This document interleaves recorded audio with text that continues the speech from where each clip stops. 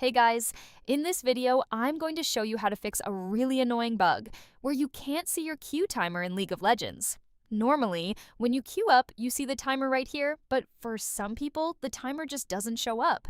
You don't even realize you're in queue. And then out of nowhere, boom, you've got a match. This usually happens in duo queue, especially when you're switching between accounts. So here's how you fix it.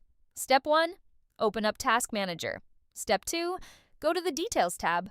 Step 3, click the Name column to sort alphabetically, hit ER on your keyboard to jump down to it, find Riot Client, and end that task. Now hit L, find League of Legends, and end that one too. Once both of those are closed, just open League back up like normal, jump into a lobby, and boom, your timer's back. Honestly, not 100% sure why this happens. Seems like some kind of conflict when League's still running in the background, but killing both processes clears it right up every time.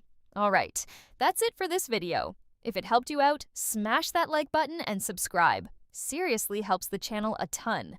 Thanks for watching, and I'll see you in the next one.